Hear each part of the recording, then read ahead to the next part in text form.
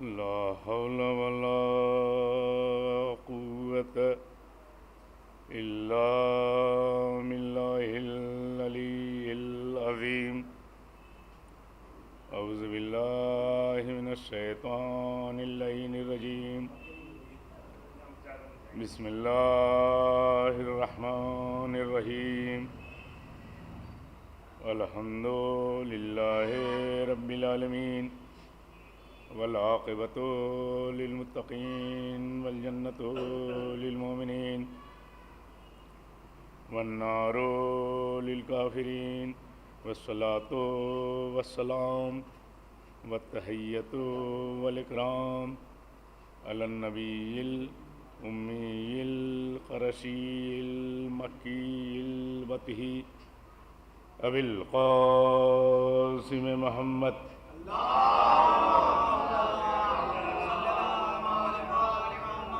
وعلى آله الطيبين الطاهرين المعصومين ولعنة الله على أعدائهم أجمعين من يومنا هذا إلى قيام يوم الدين. أما بعد، وقد قال الله تبارك وتعالى في كتابه المجيد وفرقانه الحميد وهو أصدق الصادقين وقوله الحق. بسم الله الرحمن الرحيم. اقرأ باسم ربك الذي خلق خلق الإنسان من علق اقرأ ربك الأكرم الذي علم بالقلم علم الإنسان ما لم يعلم. صلوات بر محمد.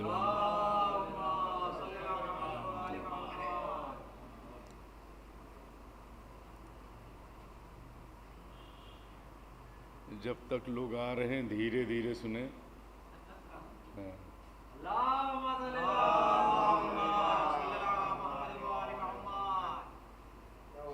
سب سے پہلا سورہ جو نازل ہوا اسے سورہ علق کہتے ہیں، جس کو آپ اپنی زبان میں اقرا کہتے ہیں. آخر میں ہے، آخری پارے میں ہے، پہلے پارے میں نہیں ہے. کس میں یہ سورہ ہے؟ آخری پارے میں ہے. نازل کب ہوا؟ سب سے پہلے. مفسرین کا کہنا ہے کہ سب سے پہلا سورہ جو نازل ہوا وہ یہ ہے، اور 30ویں پارے میں موجود ہے. قرآن کو خوب سمجھ کے پڑھیے گا. اللہ کا کلام ہے، اس میں غور کیجیے، اس کو سمجھ کے پڑھیے. اس لیے سمجھ کے جب انسان پڑھے گا تو دوسروں کو سمجھائے گا. ہم اگر خود سمجھ لے گئے ہیں تو دوسروں کو سمجھائیں گے، لیکن اگر ہمیں سمجھ میں نہیں آیا ہے تو دوسرے کو کیسے سمجھائیں گے؟ اس لیے کھانا کھانے والا خود بھی کھانا کھلائے اور دوسروں کو کھانا کھلائے.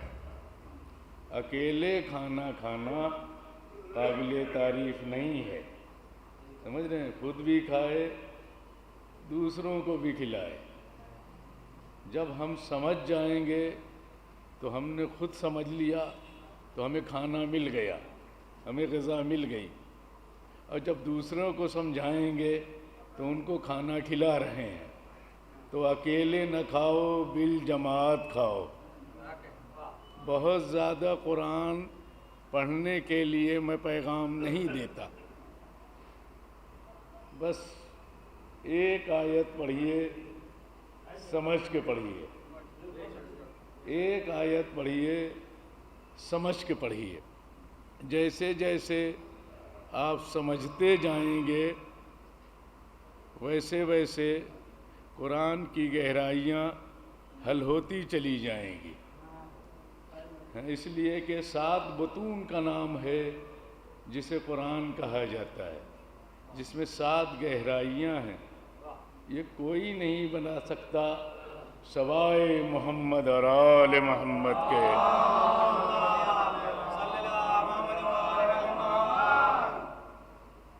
آل محمد کے علاوہ ان گہرائیوں سے کوئی واقف نہیں. آپ تفسیر پڑھیے تو آل محمد کے گھر سے جو تفسیر ملتی ہے، جو حدیث ملتی ہے، وہ حدیث قابل اعتبار ہے. اس لیے کہ ہمارے گھروں میں جو تفسیریں ملیں گی وہ تفسیریں آل محمد کے گھر سے ہو کے آئی ہیں. اس لیے گھر والے گھر کی بات زیادہ جانتے ہیں، تو باہر والوں سے کیسے پوچھئے گا؟ گھر والوں سے پوچھئے جو ہر وقت رسول اللہ کے ساتھ رہے ہیں. صلوات بر محمد و آل محمد. جنہیں آل محمد کہا جاتا ہے، جنہیں اہل بیت کہا جاتا ہے. تفسیروں کے نام بہت زیادہ ہیں جو ہمارے ہاں کی بھی ہیں. تفسیریں، تفسیر صافی ہے، تفسیر قمی ہے، تفسیر فرات ہے، تفسیر مجمع البیان ہے. ان تفسیروں کے نام اہمیت کے حامل ہیں، لیکن سب سے زیادہ جو اہم تفسیر ہے جس پر مفسرین کا اتفاق ہو چکا ہے اسے تفسیر مجمع البیان کہا جاتا ہے. اس لیے اس کی ایک خصوصیت یہ بھی ہے کہ جہاں معصوم کی احادیث ہے اس میں، وہیں کے اوپر عربک گرامر کو دخل ہے. اس لیے گرامر کے ساتھ اگر کوئی بات لکھی جاتی ہے تو کوئی یہ نہیں کہہ سکتا آپ کے گھر کی ہے. گرامر ہر گھر کی ہے. اس لیے کہ گرامر مسلکوں کی پابند نہیں ہوا کرتی ہے. جس سے سارے مسالک جڑے ہوتے ہیں اسے گرامر کہا جاتا ہے. نام بدلتے رہتے ہیں، گرامر ایک ہوتی ہے. اس لیے فعل کو انگریزی والے ورب کہیں گے، فاعل کو سبجیکٹ کہیں گے، مفعول کو آبجیکٹ کہیں گے. بھئی یہی تو ہوگا. لفظیں اپنی زبان میں ترجمہ کر کے کہیں گے، لیکن مفر تو نہیں ہے کہ بغیر فعل فاعل کے کوئی سنٹنس استعمال کر لیں. جملہ نامکمل رہے گا جب تک فعل کے ساتھ فاعل نہ آ جائے. اور اگر ضرورت مفعول کی پڑتی ہے تو فعل فاعل مفعول ہوتا ہے. سمجھ رہے ہیں؟ آپ قرآن کو اس اعتبار سے بھی پڑھیے، ترجمہ پڑھا آپ نے، تفسیر پڑھی آپ نے، حدیث معصوم پڑھی آپ نے، تو عربی گرامر بھی پڑھ لیجئے. ایک صلوات مل کے پڑھ لیجئے.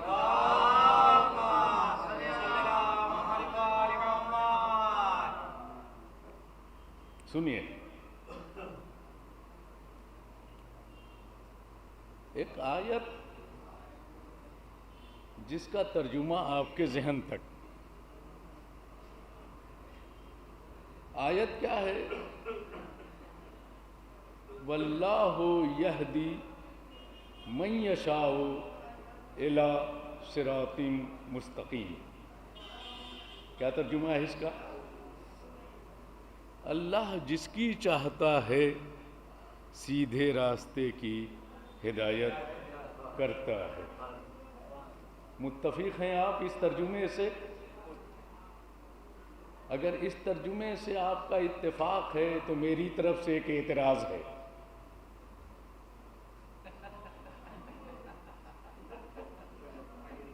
اعتراض میں کروں گا، جواب بھی میں دوں گا. ہم لوگوں کا اتنا علم نہیں ہے نا.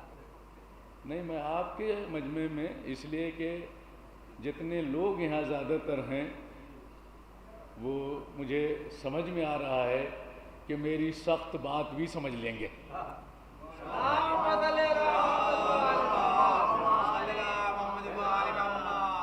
میں علمی گفتگو کر رہا ہوں. سورہ اقرا اسی لیے پڑھا ہے. مولا علی سے متعلق مجھے حکم دیا ہے. میں آگے بڑھتے ہوئے مولا علی سے متعلق پڑھوں گا، اس لیے کہ آل محمد کے گھرانے میں جس چیز پر سب کو زیادہ ناز تھا اسے علم کہتے ہیں. علم سے ہٹ کے کسی اور چیز پر ناز نہیں.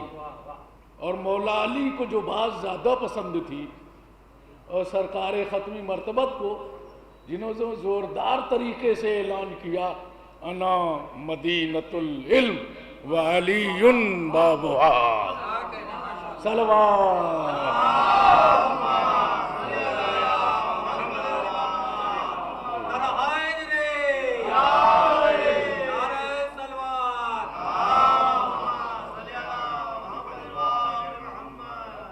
اس لیے کہ جس چیز کا اعلان ممبروں سے ہوا ہے مولا علی کی زبان سے وہ علم ہے. تو آپ غور سے پڑھیے، ہمارے گھر کی میراث کا نام علم ہے. آل محمد کے چاہنے والوں کے گھر کی میراث علم ہے. ہماری شناخت علم ہے، ہماری پہچان علم ہے. ہمیشہ ہمیں علم کے ذریعے سے پہچانا گیا. ہاں، کیوں؟ اس لیے کہ علم ایک مضبوط قلعہ ہے جس کو کوئی گرا نہیں سکتا، نہ آپ سے کوئی چھین سکتا ہے. مال دنیا چھینا جا سکتا ہے، علم چھینا نہیں جا سکتا. اور مال چند دنوں کے سکون کا نام ہے، علم ہمیشہ کے آرام کا نام ہے. صلوات.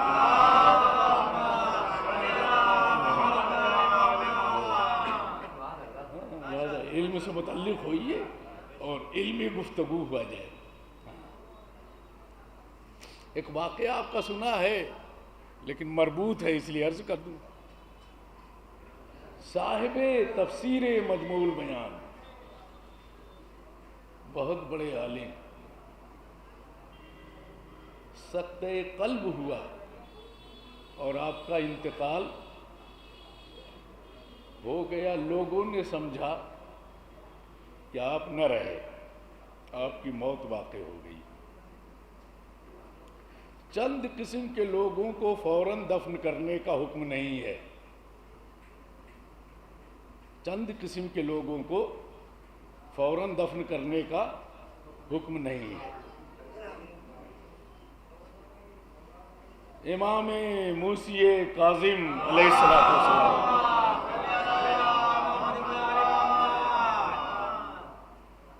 فرماتے ہیں کہ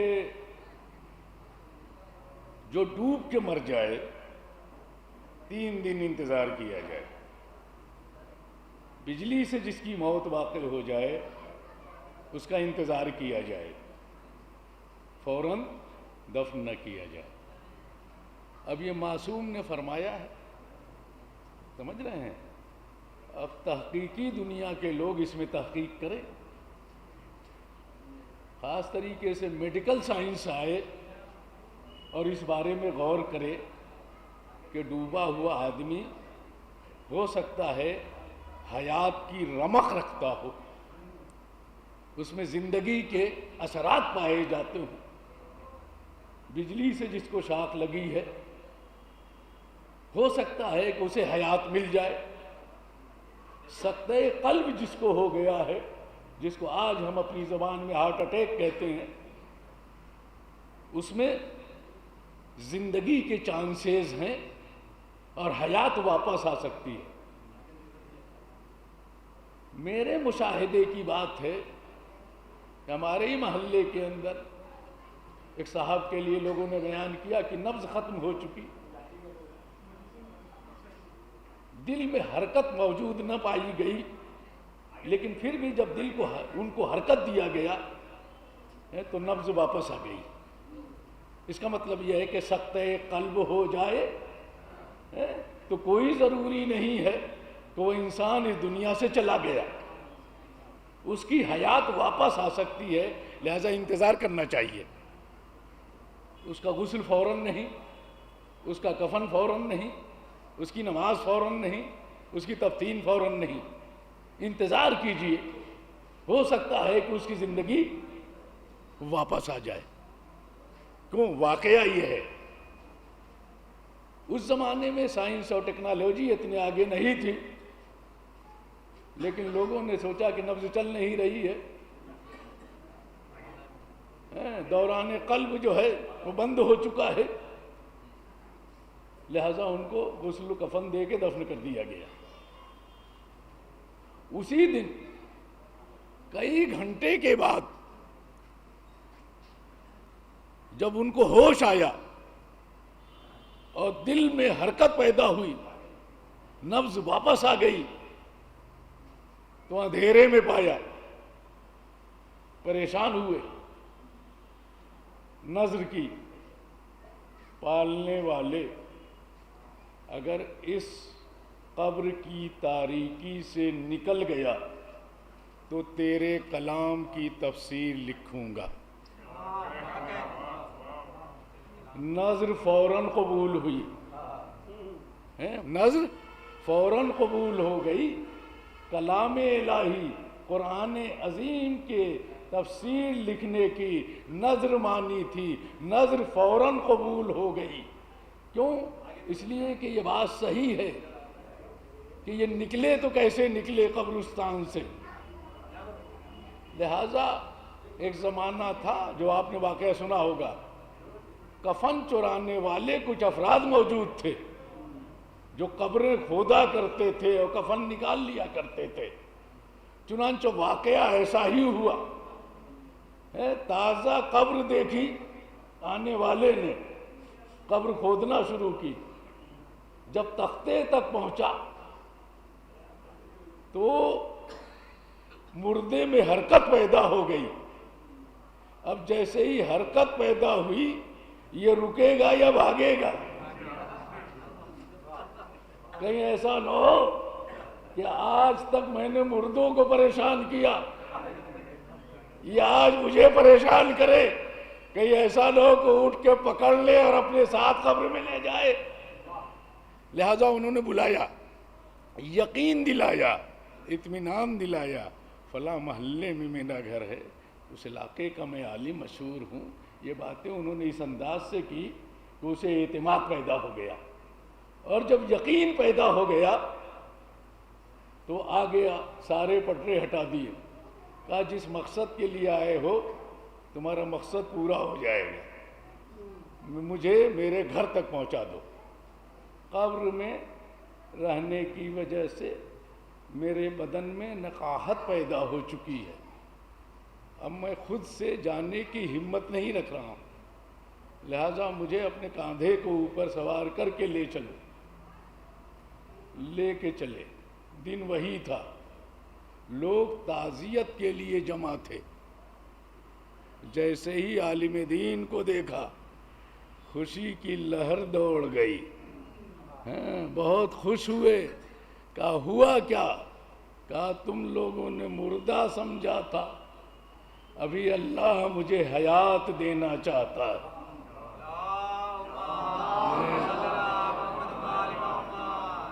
میں نے جب ہوش سنبھالا قبر کے اندر پایا، میں نے فوراً نظر کی، پالنے والے اگر اس قبر سے نکل گیا تو میں تیرے کلام کی تفسیر لکھوں گا. نظر فوراً قبول ہوئی. قرآن صامت کو اگر وسیلہ بنا لیا تو فوراً نظر قبول ہے. آگے کا جملہ آپ خود کہیں گے. ہم نے دیکھا کہ جب قرآن صامت کو وسیلہ بنایا تو فوراً نظر قبول ہو گئی. تو قرآن ناطق کو جو وسیلہ بنائے گا، صلوات.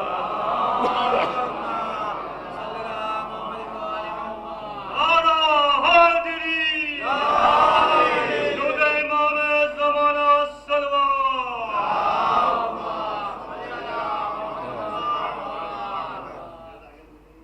خطیب مجلس سے ان لوگوں کو گزارش ہے کہ قریب ہوتے چلے جائیے، جو لوگ آگے بیٹھے ہوئے ہیں ان کی خواہش ہے تاکہ مجلس بھی جماعت کے ساتھ ہو اور فاصلہ نہ ہو۔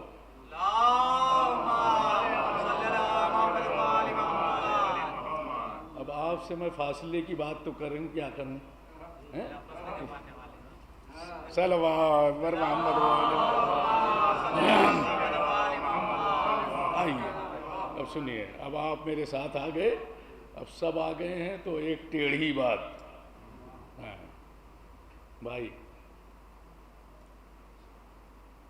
آپ کے اتفاق پر اشکال اور اعتراض، وہ اعتراض حل ہو تاکہ سارے بچے جانیں، اور اس اشکال کا جواب ہو، اس اعتراض کا جواب ہو، تاکہ صحیح چیز ہلکے ہو کے سامنے آئے۔ میرا پیغام یہی رہتا ہے، اس لیے کہ آج کی دنیا میں لوگ یہ کہہ کے نہیں بھاگ سکتے کہ میں نے عربک نہیں پڑھی ہے۔ اب آپ ہر گرامر کے حساب سے اس کو حل کیجئے، ساری سہولتیں موجود ہیں، سمجھ رہے ہیں؟ اب آپ کی جیب میں موجود ہے، سب سے بڑی بات تو یہ ہے کہ کہیں جانے کی ضرورت نہیں ہے، خالی اپنی جیب سے نکالیے گا، سب کچھ مل جائے گا۔ آپ کی جیب میں ساری چیزیں موجود ہیں اور سب کچھ حل موجود ہے۔ کتنی کتابیں، کتنی تفاسیر آپ چاہیں، کیا آپ کے جیب میں نہیں ہے؟ سرچ کیجئے، ساری چیزیں مل جائیں گی، لیکن اس میں بھی بہت سمجھ کے پڑھیے گا، اس لیے کہ ہر بات قابل قبول نہیں ہے، بات قابل قبول نہیں ہے۔ اب آیتوں میں لفظیں الگ رکھ دی جاتی ہیں، قرآن سے ملائیں گے تو اس فیس بک کے اوپر یا واٹس ایپ کے اوپر یا ان چیزوں کے اوپر جو ہے وہ کچھ بدلا ہوا لفظ دکھائی دیتا ہے۔ ہاں، لوگ جو ہیں پھر وہ بھیج دیتے ہیں میسج اور لال نشان لگا دیتے ہیں، اس کو ملائیے تو قرآن میں کچھ اور لکھا ہوا ہے، آیت میں کچھ اور ہے۔ لہذا ہر اعتبار سے غور و فکر کیجئے۔ ہمارا مجمع تو ہمیشہ غور و فکر کرنے والا ہے، ہم نے تو ہمیشہ تدبر کیا ہے اور غور و فکر کیا ہے۔ اللہ جس کی چاہتا ہے سیدھے راستے کی ہدایت کرتا ہے۔ یہ تو آیت ہے، آیت کا منطوق ہے جو بول رہے ہیں، آیت جو آپ بول رہے ہیں، پڑھ رہے ہیں، یہ ہے اس کا ترجمہ۔ اس کا مفہوم کیا ہے؟ بھائی منطوق کے ساتھ مفہوم ہوگا، اس کا نتیجہ مفہوم کیا ہے؟ یعنی جس کی وہ ہدایت نہیں چاہتا ہے اس کی ہدایت وہ نہیں کرتا ہے، یہ نتیجہ نکلے گا۔ اللہ جس کی چاہتا ہے سیدھے راستے کی ہدایت کرتا ہے، تو جس کی وہ ہدایت کرنا نہیں چاہتا وہ ہدایت نہیں کرتا ہے، تو دونوں کام اللہ پر گئے۔ یعنی ہدایت کا انتظام بھی ہے اور ہدایت کا انتظام نہیں بھی ہے۔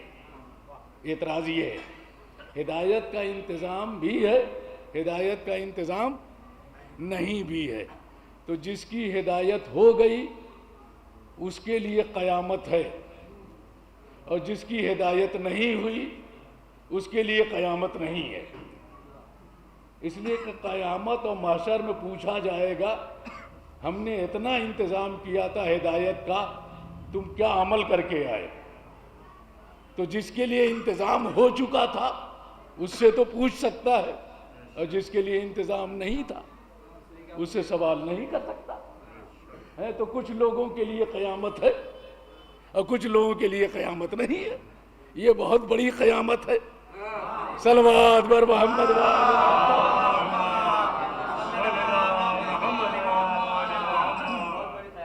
اگر یہ ترجمہ کر دیجئے تو یہ بہت بڑی قیامت ہے، سمجھ رہے ہیں؟ لہٰذا کم سے کم سبھی کے لیے یکساں ہو، یہ فرق کیسا؟ سبھی کے لیے یکساں ہو، ایک جیسا ہو، ہے کہ معلوم ہوا کہ آدھے لوگوں کے لیے ہدایت کا انتظام ہے اور آدھے لوگوں کے لیے نہیں ہے۔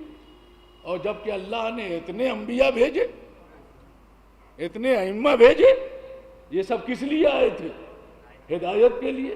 تو اللہ جس کی چاہتا ہے ہدایت کرتا ہے اور جس کی نہیں چاہتا ہے ہدایت نہیں کرتا ہے، تو ساری بات اللہ کے اوپر ہے۔ ہمیں یہ بات اللہ سے ہٹانی ہے تاکہ دنیا اعتراض نہ کرے پالنے والے میری ہدایت ہوئی نہیں، میں محشر میں حساب دینے کے لیے کھڑا نہیں ہوں گا۔ تو مشکل تو یہ کھڑی ہو گئی، لہذا ایسا مطلب بیان کیجئے اللہ پر جو اعتراض ہو رہا ہے وہ ختم ہو جائے، اور اعتراض اور اشکال جو نہیں کر رہا ہے اسی پر رہ جائے۔ اس ترجمے سے تو اللہ پر اعتراض آ رہا ہے، لہذا یہاں سے ہٹائیے، اور ان کو اوپر اعتراض و اشکال رہے جو عمل کر نہیں رہے۔ ہاں اب میرے ساتھ آئیں گے۔ ایک کتاب ہمارے ہاں پڑھائی جاتی ہے، شرح میت عامل۔ اس کا مطلب کیا ہے؟ اس میں یہ ہے کہ پوری گرامر پڑھائی جاتی ہے۔ پوری گرامر کیسی پڑھائی جاتی ہے؟ جیسے میں آپ کو ایک مثال دے دوں، میں عباس اپارٹمنٹ کی مسجد میں مجلس پڑھ رہا ہوں، سمجھ رہے ہیں؟ میں پڑھ رہا ہوں۔ اب چھوٹا سا جملہ میں نے بنایا، میں پڑھ رہا ہوں کا مطلب کیا ہوا؟ میں تو ہو گیا فاعل، پڑھ رہا ہوں فعل، ٹھیک ہے؟ تو میں ہو گیا سبجیکٹ، پڑھ رہا ہوں ورب۔ اب آگے بڑھایا میں نے ورب اور سبجیکٹ سے آگے، میں مجلس پڑھ رہا ہوں، میں نے ایک آبجیکٹ بڑھایا، اس کو کہیں گے آبجیکٹ۔ اس کی ترکیب نحوی یعنی پارزنگ ہوگی، کیا ہوگی؟ ایک سبجیکٹ، ایک ورب، ایک آبجیکٹ۔ آبجیکٹ کے اوپر آبجیکٹ آتا ہے کہ نہیں آپ بتائیں گے؟ میرے ہاں 5 قسم کے آبجیکٹ ہیں عربک میں، دوسری زبانوں کو میں نہیں جانتا، اس لیے میں پڑھا نہیں زیادہ، لیکن جب گرامر ہے تو جو دقیق طریقے سے گرامر پڑھتے ہوں گے انہیں معلوم ہوگا، اور وہ نکال لیں گے کہ آبجیکٹ کے اوپر آبجیکٹ ہے اور آبجیکٹ کی قسمیں ہوں گی، ہاں اس کی قسمیں ہوں گی۔ اب میں اسی کو بڑھا کے ایک آبجیکٹ اور لے آ رہا ہوں آپ کی خدمت میں۔ ایک آبجیکٹ کیا لے آ رہا ہوں؟ ہاں، میں مجلس پڑھ رہا ہوں عباس اپارٹمنٹ کی مسجد میں، سمجھ رہے ہیں آپ؟ یہ مسجد ہے یا یہ اپارٹمنٹ ہے، یہ ظرف ہے، ظرف مکان ہے، ایک مکان ہے، ایک رہنے کی جگہ ہے۔ اس کو ہم عربک زبان میں مفعول فی کہتے ہیں۔ کیا کہتے ہیں اس کو؟ ہاں آپ سب لوگ اپنی زبان سے کہتے ہیں، اس کو کیا کہتے ہیں؟ مفعول فی۔ تو 2 مفعول اس میں آئے، میں مسجد میں، چھوڑیے اپارٹمنٹ چھوڑ دیتا ہوں تو چھوٹا کر دوں، میں مسجد میں مجلس پڑھ رہا ہوں، میں مسجد میں مجلس پڑھ رہا ہوں۔ اب ان 4 چیزوں کو حل کر دوں میں گرامر سے۔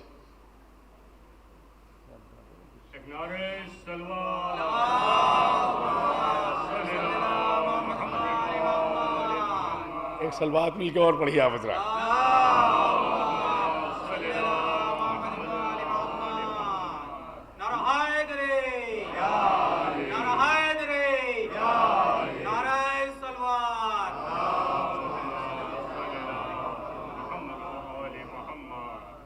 یہ ساری چیزیں کاٹ دینا جب یوٹیوب پر ڈالنا، تو یہ جو فالتو چیزیں آ گئیں، پانی پی رہا ہوں یا اور بھی ساری چیزیں۔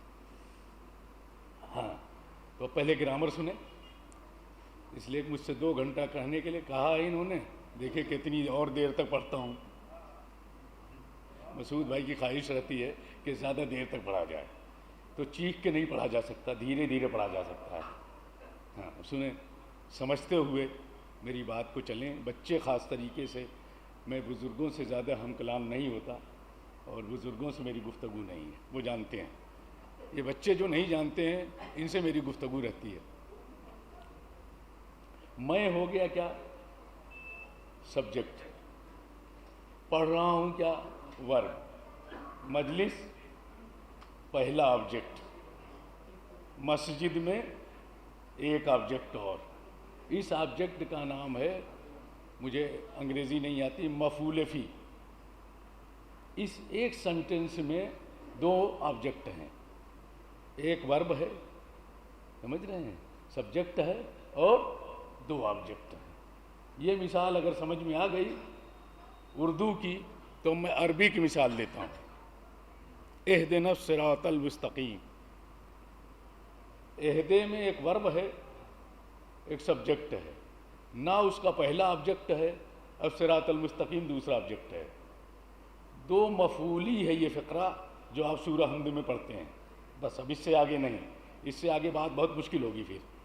اب آئیے ایک اور مثال دوں آپ کو، واللہ یہدی من یشاء الی صراط مستقیم، جو آیت سن رہے ہیں آپ بڑی دیر سے، اس میں بھی کیا ہے، یہدی ورب واللہ سبجیکٹ، تو سبجیکٹ ہے اور ورب ہے، من یشاء پہلا آبجیکٹ، الی صراط مستقیم دوسرا آبجیکٹ، یہ بھی دو آبجیکٹ ہے، لیکن چونکہ عربک گرامر میں ترکیب میں ترکیب ہوتی ہے، ترکیب میں ترکیب ہوتی ہے کیا مطلب، یعنی پارزنگ کے اندر پارزنگ ہے، سمجھ رہے ہیں، پارزنگ در پارزنگ ہے، اس لیے کہ پہلے معیشہ جو ہے وہ فعل ہے، جب اس کو پورے کو ملا کے بنایا جائے گا تو آبجیکٹ بنے گا، بس اتنا کہہ سکتا ہوں، اور حل کرنے کے لیے زیادہ نہیں کہہ سکتا میں آپ سے۔ اب سنیں میرے ساتھ، اللہ ہدایت کرتا ہے جس کی وہ چاہتا ہے، یہی کو اوپر اعتراض اور اشکال ہے۔ اب سنیے، عربک گرامر کا یہ قاعدہ ہے کہ فعل کو ایک فاعل چاہیے، اور اگر اس سنٹنس اور جملے میں دو فعل ہیں تو دونوں فعل کو فاعل چاہیے، دونوں فعل کو سبجیکٹ چاہیے۔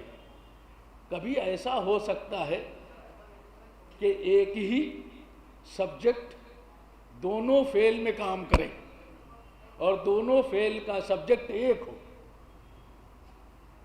اور کبھی یہ ہو سکتا ہے کہ ہر فعل کا سبجیکٹ الگ الگ ہو، سمجھ رہے ہیں، ایسی مثالیں بہت سی مل سکتی ہیں۔ اس لیے کہ میں اردو میں اس کی مثال دے دوں، میں نے کھانا کھایا اور پانی بھی پیا، تو کھانا کھانا اور پانی پینا دو فعل ہے، ان دونوں فعلوں کا سبجیکٹ میں ہے، تو ایک سبجیکٹ ہو سکتا ہے اور دو ورب ہو سکتے ہیں۔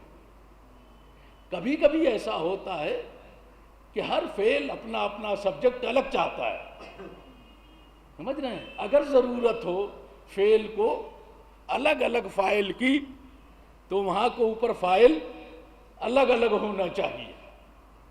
مثلا اب یہاں کو اوپر سبجیکٹ ایک بنا دیا گیا، اللہ ہدایت کرتا ہے، اللہ جس کی چاہتا ہے سیدھے راستے کی ہدایت کرتا ہے، تو یہدی بھی ورب ہے اور یشا بھی ورب ہے، اور دونوں ورب کا فاعل صرف اور صرف اللہ کو بنایا گیا ہے۔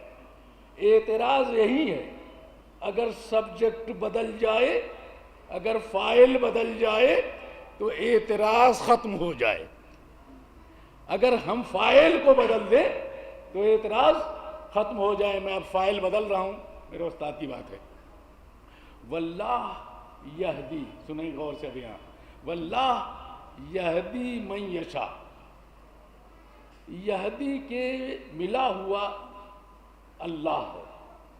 گرامر یہ کہتی ہے جس فعل سے جو لفظ ملا ہوا ہے اگر اس میں فاعل بننے کی صلاحیت موجود ہے تو اسے فاعل بنایا جائے، سمجھ رہے ہیں؟ ہاں، تو ایک ہے یہدی فعل مضارع، اس سے ملا ہوا ہے اللہ، ایک ہے یشا فعل مضارع اور اس سے ملا ہوا ہے من، اور من صاحبان عقل کے لیے آتا ہے، غیر ذوی العقول کے لیے نہیں۔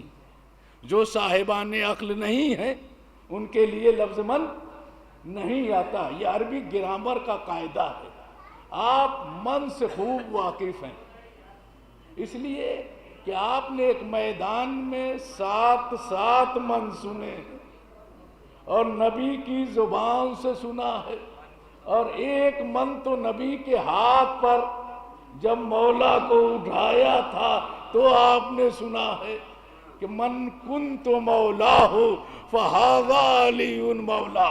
اب میں ترجمہ یہاں پہ دوں، اگر عربی گرامر یہ کہتی ہے کہ من صاحبان عقل کے لیے ہے، تو میں تمہاری گرامر کو وسیلہ بنا کے، سہارا بنا کے ترجمہ یہ کرتا ہوں کہ جن صاحبان عقل کا میں مولا ہوں، انہی صاحبان عقل کے علی مولا ہے۔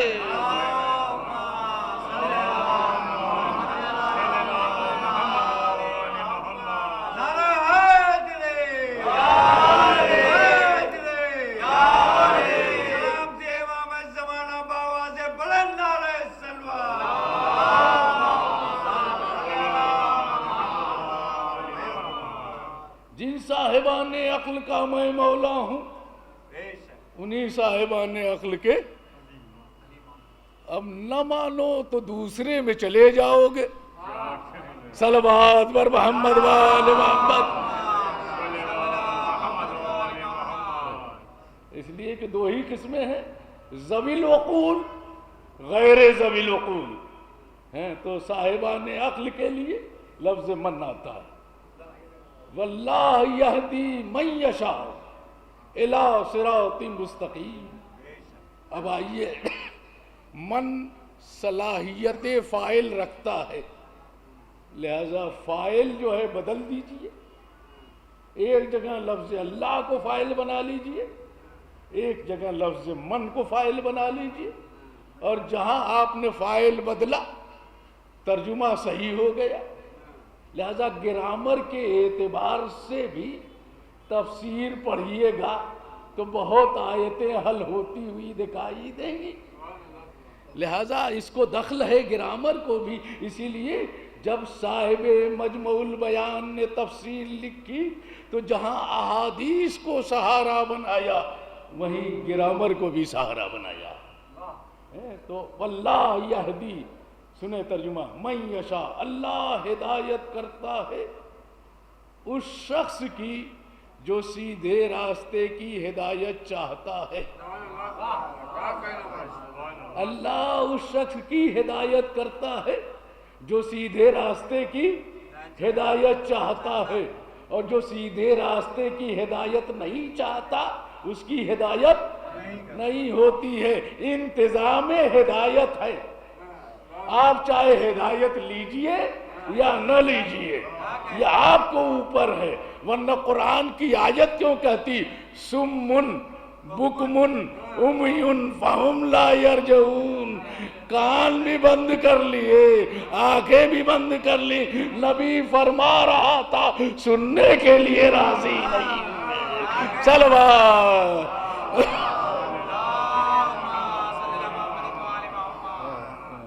تو انتظام ہدایت ہے، اب یہ تمہاری مرضی ہے کہ ہدایت لو یا نہ لو۔ اس لیے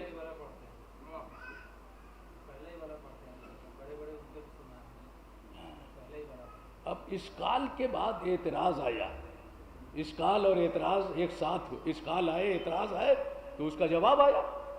بھائی جو اعتراض وحدہ لا شریک پر ہے، ہم نے اس اعتراض کو ختم کرایا ترجمہ کر کے۔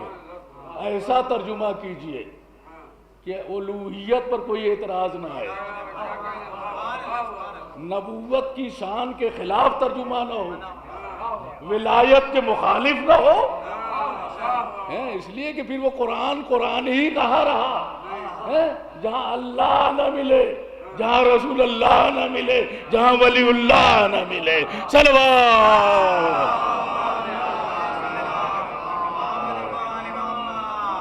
عظمت ہو اللہ، اس کی شان کے اعتبار سے ہو، رسول اللہ آپ کی عظمت کے اعتبار سے ہو، محمد اور آل محمد آپ کے فضائل کے اعتبار سے ہو، کہیں بھی تھوڑا سا بھی نقص پیدا ہو تو آپ اسے ماننے کے لیے تیار نہیں ہوئیے گا کہیں بھی، ہاں کبھی بھی مت مانیے گا۔ اگر شان رسالت میں کہیں توہین دکھائی دے، چاہے بہت صحیح صحیح کتابوں میں لکھا ہو، چاہے بہت صحیح صحیح کتابوں میں لکھی ہوئی بات ہو، مانیے گا مت۔ ہاں، اس لیے کہ جو کتاب جس نے لکھی سب نے صحیح لکھی، یعنی کسی کی کتاب میں کوئی غلطی ہی نہیں ہے۔ ہر کتاب کے نام میں لفظ صحیح لگا ہوا ہے، ہمارے ہاں کہیں صحیح نہیں لگا ہے۔ استفسار من لا یحضر الفقیہ ہے، کافی، یہ ہمارے ہاں کی جو کتابیں ہیں اس میں تو کہیں کے اوپر لگا ہوا نہیں ہے کہ یہاں لگا دیا گیا ہو، کہیں نہیں لگا ہے، کہیں نہیں لگا۔ جس کو اوپر دار و مدار ہے کتب اربع، کتب اربع میں کہیں صحیح ہے؟ بتائیے۔ تہذیب، من لا یحضر الفقیہ، استفسار اور کافی کہیں صحیح نہیں ہے۔ لیکن ایک گزارش ہے، کس سے گزارش ہے؟ ایک صلوات پڑھیے حضرات۔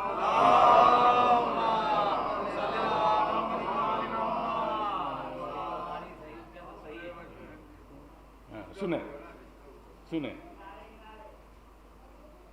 ایک کتاب میں صحیح لگنا چاہیے تھا۔ جب شیخ ابو جعفر ثقۃ الاسلام اپنی کتاب لے کے چلے، میں تفصیل میں نہیں جاؤں گا، واقعہ آپ کے ذہن میں ہے کہ اس کو دریا برد کر دیں۔ ہو سکتا ہے کوئی ایسی حدیث ہمارے ہاتھ سے لکھ گئی ہو جو معصوم نے نہ فرمایا ہو، لوگ عمل کریں گے تو میں بھی گناہ گار ہوں گا، لہذا لے کے چل دی۔ ملاقات ہوئی، سلام کیا انہوں نے، جواب سلام دیا، کتاب اپنے ہاتھ میں لی، تھوڑی دیر کے بعد کتاب واپس کر دی اور خدا حافظ کر کے چل دیا۔ یہی واقعہ ہے۔ انہوں نے کچھ دور جانے کے بعد کتاب کو دیکھا کہ بھائی آنے والا شخص جسے کتاب مانگی اور دیکھی اور واپس کی، خدا حافظ بھی کر دیا، آخر کیا ہے؟ جب تک گفتگو کرتے رہے سمجھ میں نہیں آیا، بعد میں جب اس میں مہر دیکھی تو سمجھ میں کیا آیا؟ الکافی کافی لشیعتنا، یہ کتاب کافی ہمارے شیعوں کے لیے کافی ہے۔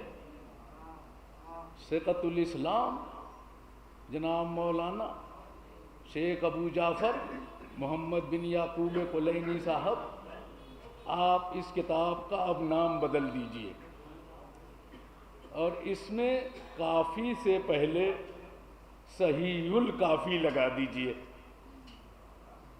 اس لیے کہ حدیث کی کتابوں میں صحیح خوب پایا جاتا ہے۔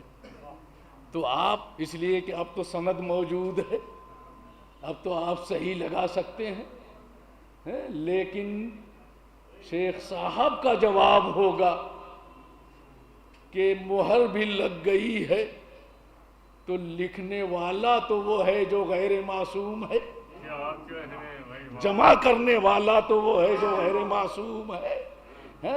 اس لیے کہ جس نے بھیجا ہے کتاب وحدہ لا شریک ہے، جس قلب پر وہ کتاب آئی ہے اسے قلب عظیم کہا جاتا ہے، جو لانے والا ہے اسے قوی الامین کہا جاتا ہے۔ اللہ کی کتاب کے مقابلے میں کوئی صحیح کتاب نہیں ہے، لہذا اس کے مقابلے میں اپنے ہاتھ کی لکھی ہوئی کتاب میں صحیح نہیں لگا سکتا۔ ایک صلوات پر محمد۔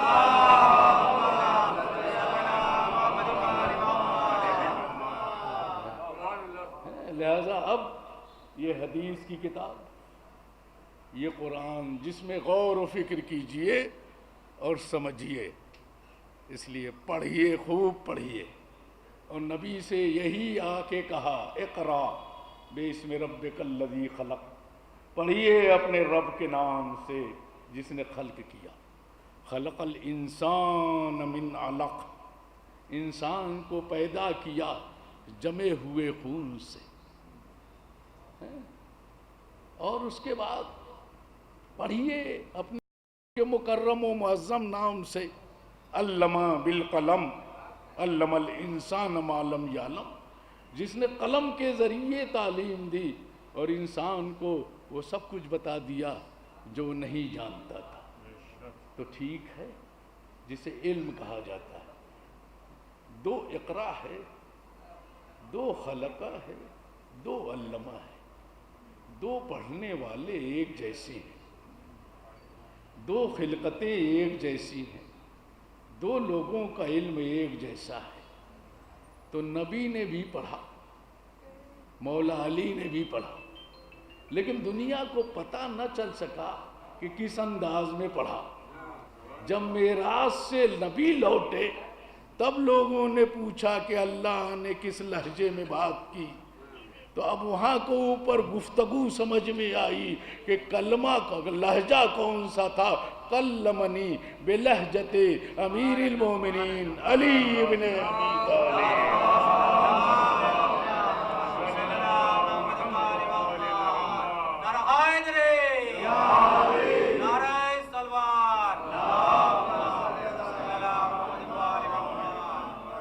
قرآن لہجہ علی میں پڑھا جائے، لہجہ علی سے ہٹ کے نہ پڑھا جائے، اس لیے کہ اللہ کو جو لہجہ پسند ہے وہ مولا علی کا لہجہ ہے. کتاب اللہ لسان اللہ ہی سے پڑھی جائے گی، کسی اور لسان سے نہیں ہے. تو کتاب اللہ کی ہے، لسان کون ہے؟ لہذا جو مولا علی نے، جو ائمہ نے پڑھا ہے ویسے پڑھیے. ایک جملہ کہتا ہوں اپنے مجمع کے لیے، اس لیے کہ میں اس پر گفتگو کر چکا ہوں، اس وقت نہیں کروں گا، کہ جو لکھا ہوا ہے وہی پڑھا جائے. لکھا کچھ ہے، پڑھیے کچھ، تو یہ بات زیب نہیں دیتی ہے. لکھا کچھ ہے، پڑھا کچھ جائے تو یہ اچھا نہیں ہے. لہذا اگر دال لکھی ہے تو دال پڑھیے، ذات لکھا ہے تو ذات پڑھیے. ایک دوسرے کو ملا کے کو پڑھا جا رہا ہے.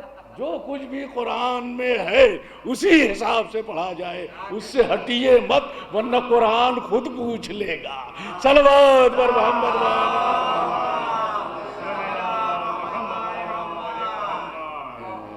قرآن خود پوچھ لے گا. تو پڑھنے والے کون ہیں؟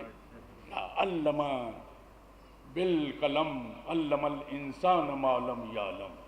دو پڑھنے والے ایک جیسے ہیں. ایک نبی کا علم ہے، ایک مولا علی کا علم ہے. حدیث کیا کہتی ہے؟ انا مدینۃ العلم وعلی بابها. ایک صلوات پڑھیں.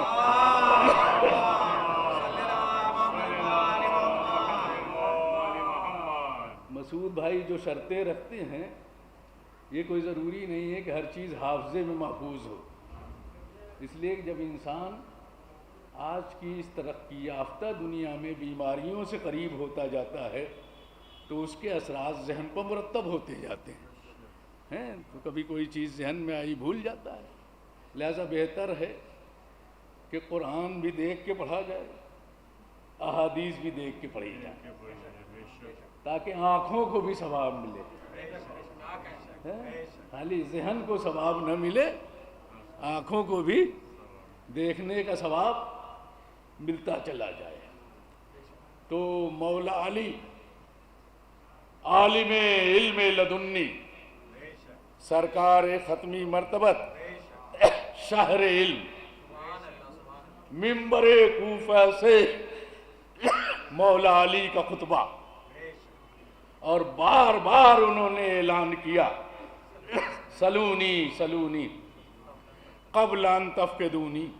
جو کچھ پوچھنا ہو پوچھ لو قبل اس کے. میں اب اس میں اعتراض نہیں کروں گا، میں صحیح ترجمہ دے دوں بھائی، ترجمہ صحیح سن لیں. سلونی سلونی، پوچھ لو مجھ سے، پوچھ لو مجھ سے. قبل ان تفقدونی، قبل اس کے کہ تم مجھے گم کر دو. میں گم ہونے والا نہیں ہوں. قبل اس کے کہ تم مجھے گم کر دو. علی گم ہونے والا نہیں ہے. علی تو کل بھی حاضر و ناظر تھا، آج بھی حاضر و ناظر ہے، کل بھی حاضر و ناظر رہے گا. नारे सलवात, एक सलवात और पढ़ें।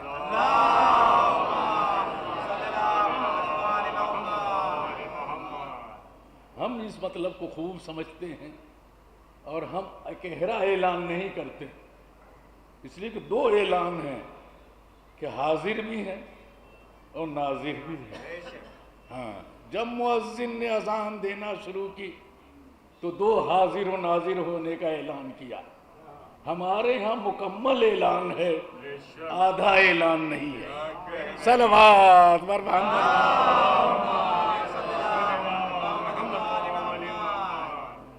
तो ये इसी के ज़िम्न में है, जो कुछ पूछना हो पूछ लो। जमीन से ज्यादा आसमान के रास्ते को जानता हूं। इसका मतलब क्या है? क्या जमीन के रास्तों को कम जानते थे, आसमान के रास्तों को ज्यादा जानते थे? नहीं, ये मकसद नहीं है। मकसद ये है कि जमीन में रास्ते कम हैं, आसमान में रास्ते ज्यादा हैं। तो यहाँ कम वाले रास्ते हैं, वहाँ ज्यादा वाले रास्ते हैं।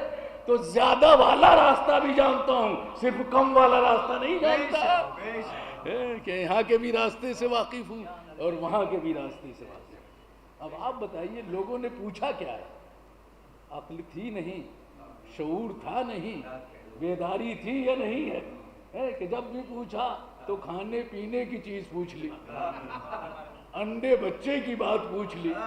ऐसी बात पूछते हैं कि जब मौला अली इशारा कर रहे हैं कि आसमान के रास्तों को जानता हूं, तो आसमान की बात पूछ लेते कि सरकार रास्ते आसमान के आप बता रहे, कैसे जाएंगे हम? अगर ये बात उस जमाने को लोग पूछ लेते तो इतने दिनों के बाद चांद पर न जाते, पहले ही पहुंच जाते। इतने दिनों के बाद वो लोग चांद पर न जाते। ये कोशिश करते करते बहुत दिनों के बाद मौला अली पूरा रास्ता बता देते। कोशिश करते, हो सकता है तो उसी जमाने में या किसी अइम्मा के जमाने में तरक्की कर लेते। लेकिन तुमने पूछा ही कहां? तुमने जब भी पूछा बच्चे के बारे में पूछ लिया, बाल के बारे में, मेरे सर में कितने बाल हैं ये पूछ लिया। समझ रहे हैं? हाँ, यही वो बाल बनेगा। आल के बारे में पूछ लेगो तो तुम्हारे लिए निजात मिलेगी। सलवात पर मोहम्मद। मुझे समझो मैं क्या हूं। मौला अली फरमा रहे हैं, मुझे पहले जानो कि मैं क्या हूं। अना सैयदुल वसीयीन वो वसीयो सैयदिन नबीयीन। मौला अली क्या फरमा रहे हैं कि मैं औसिया का सरदार हूं और नबी के सैयदुल अंबिया का वसी हूं। यानी सारे वसीयों के सरदार का नाम अली है और सैयदुल अंबिया के वसी का नाम अमीरुल मोमिनीन अली इब्न अबी तालिब। अना वलीयुल मोमिनीन, मैं मोमिनीन का मौला हूं। मौला आपने क्लियर किया तो मोमिनीन के लिए। वज़ौजो सैयदते निसाइल आलमीन, और बीबी ज़हरा का शौहर हूं। यानी फख्र किसके ऊपर किया? एक नबी पर फख्र किया, एक बिन्ते नबी पर फख्र किया।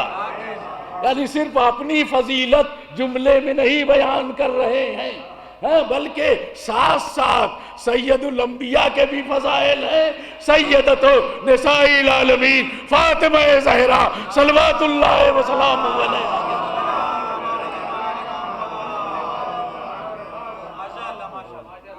अना मुतखत्तमो बिल यमीन वल माखरो लिल जबीन, मैं दाहिने हाथ में अंगूठी पहनने वाला हूं। सीरत अली ये है कि अंगूठी दाहिने हाथ में पहनी जाए। अगर कोई बाएं हाथ में पहनेगा तो सीरत अली के खिलाफ है। पहले ऐलान कर दिया कि मैं मोमिनीन का मौला हूं, लिहाजा सीरत मौला पर चला जाए। उसी के बाद इरशाद फरमाया कि मैं दाहिने हाथ में अंगूठी पहनता हूं। वल माकरो लिल जबीन, और अपना रुखसारा اور اپنا سر مٹی کے اوپر رکھتا ہوں۔ اب آپ کو سمجھ میں آ گیا کہ سجدہ کس پر ہونا چاہیے، سجدہ انسان کو کس پر کرنا چاہیے۔ اسی لیے میں ایک حدیث دیتا ہوں، مولا کے فقرے کو آگے پڑھنے سے پہلے ایک حدیث ہے، مولا فرما رہے ہیں کہ میں اپنے رخسار و جبین کو کہاں کے اوپر، مٹی کے اوپر رکھتا ہوں۔ یعنی جب بھی عبادت الہیہ کا موقع آیا تو میں نے اپنی جبین تراب پر رکھی۔ ابو تراب نے بتا دیا کہ اپنا سر تراب پر رکھو۔ امام جعفر صادق علیہ السلام کیا فرماتے ہیں امام، چھٹے امام فرماتے ہیں کہ اگر کوئی شخص خاک شفا پر سجدہ کر کے نماز پڑھتا ہے اور اس کی نماز میں کوئی کمی ہے تو خاک شفا کی فضیلت یہ ہے کہ اس کی ٹیڑھی نماز، اس کی نماز میں کمی جو ہے صرف اس خاک پر جسے خاک شفا کہا جاتا ہے سجدہ کرنے سے وہ کمی اس لیے دور ہو جائے گی کہ سجدہ خاک شفا پر کیا تھا۔ چلو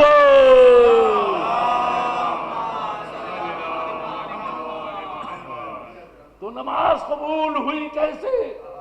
خاک شفا کے اوپر سجدہ کرنے سے۔ ہاں تو جن کو وسیلہ بنایا ہے یہ ان کے قدموں کے نیچے کی خاک ہے۔ جب خاک ایسی ہے تو آل کیسی ہوگی؟ صلوات بر محمد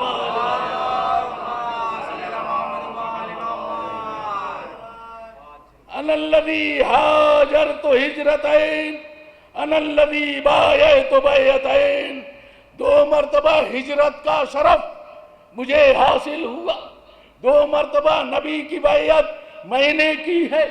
انا صاحب البدر والحنین، میں ہی بدر کا فاتح ہوں، میں ہی حنین کا فاتح ہوں۔ ہاں جنگ بدر فتح ہوئی میری وجہ سے، جنگ حنین میں کامیابی ملی میری وجہ سے۔ انا الضارب بالیفین، میں 2 تلواروں سے، والطائن من رمحین، اور 2 نیزوں سے ایک ساتھ حملہ کرتا ہوں۔ اب آپ بتائیے مولا علی 2 دھار والی تلواروں سے حملہ کیا کرتے تھے۔ اسی لیے جب جبریل وہاں سے ذوالفقار لے کے آئے تو قصیدہ پڑھتے ہوئے آئے، یہ ذوالفقار کیسی تھی، یہ تلوار کیسی تھی۔ لا فتح الا علی، لا سیف الا ذوالفقار، نہ کوئی جوان ہے علی جیسا، نہ کوئی ذوالفقار ہے علی جیسی۔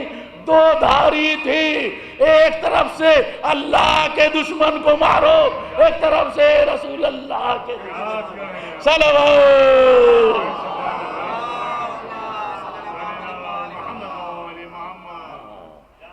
انا حجت انا وارث علم الاولین، میں علم اولین کا وارث ہوں۔ وارث انبیاء جو ہیں سرکار امیر المومنین علی ابن ابی طالب ہے۔ صرف مولا علی ہی نہیں، زیارت وارثہ پڑھ کے آپ کو معلوم ہے اولاد بھی وارث ہے، جیسے بابا وارث ہے ویسے ہی بیٹے وارث ہے۔ ایک صلوات اور پڑھیں۔ انا حجت اللہ علی العالمین، میں دنیا پر اللہ کی حجت ہوں۔ چھوڑ دو گے تو دنیا ختم ہو جائے گی۔ حجج اللہ کو ماننا ضروری ہے۔ ان حجتوں میں سے ایک حجت کا نام امیر المومنین علی ابن ابی طالب ہے۔ اہل موالاتی مرحومون واہل عداوتی ملعونون، مجھ سے محبت کرنے والے قابل رحم ہیں۔ جن لوگوں نے مجھ سے محبت کی ان پر رحم کیا جائے گا، اور جن لوگوں نے مجھ سے دشمنی کی ان پر لعنت کی جائے گی۔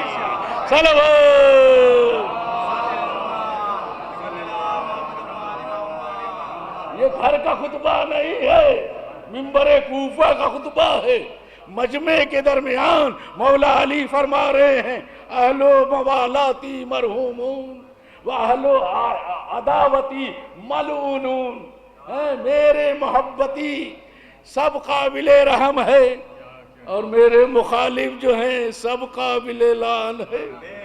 دنیا آج بھی سمجھ رہی ہے کہ یہ سلسلہ جاری ہے، ختم نہیں ہے، یہ سلسلہ آج بھی جاری ہے، اس لیے کہ دو گروہ بنے ہوئے ہیں۔ آپ زیارت میں پڑھتے ہیں لعن اللہ امتن قتلت ولعن اللہ امتن ظلمت ولعن اللہ امتن سمعت بذالک فرضیت بے۔ جو آج سن کے راضی ہیں وہ دو والے گروہ میں داخل ہے جو اوپر تذکرہ کیا گیا ہے۔ تو جن جن لوگوں کی رضا قیامت تک ہوتی چلی جائے گی وہ اسی سلسلے میں داخل ہوتے ہوئے چلے جائیں گے، یہ سلسلہ بند نہیں ہوگا۔ اور اہل موالات کا بھی سلسلہ رہے گا جو اظہار محبت کرتے جائیں گے۔ صلوات۔ لقد کان حبیبی رسول اللہ کثیرا ما یقول یا علی حبک تقوی و ایمان و بغضک کفر و نفاق۔ اے علی، میرے حبیب رسول اسلام ارشاد فرمایا کرتے تھے اے علی تیری محبت تقوی ہے اور تیری محبت ایمان ہے، یعنی محبت علی میں تقوی بھی سمٹ گیا، محبت علی میں ایمان بھی سمٹ گیا۔ آپ تلاش نہ کرنا کہ مومن کون ہے، متقی کون ہے۔ نبی نے فرمایا ہے جو علی سے محبت کرے وہ مومن بھی ہے، وہ متقی بھی ہے۔ صلوات بر محمد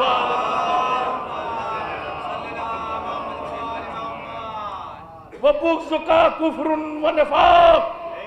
اے علی، اگر کوئی تم سے بغض رکھے تو وہ کافر بھی ہے اور منافق بھی ہے۔ اب مجھے وہ آیت سمجھ میں آ گئی جو آیت غدیر میں آئی تھی، حدیث ہاں ملی، آیت وہاں ملی، مربوط ایسے میں نے کیا یا ایھا الرسول بلغ ما انزل الیک من ربک وان لم تفعل فما بلغت رسالتہ واللہ یعصمک من الناس واللہ لا یہدی القوم الکافرین۔ اللہ قوم کافرین کی نہ ہدایت کر رہا ہے نہ ہدایت کرے گا۔ اب بات سمجھ میں آ گئی کہ علی کا منکر صرف منافق نہیں ہے، قرآن نے کہا کہ وہ کافر بھی ہے۔ صلوات۔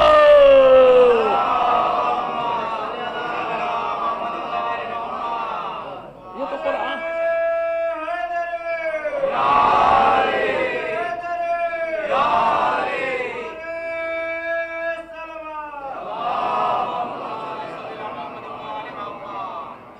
انا بیت الحکمت، میں حکمت کا گھر ہوں، وانت مفتاح، اے علی آپ اس کی کنجیاں ہیں۔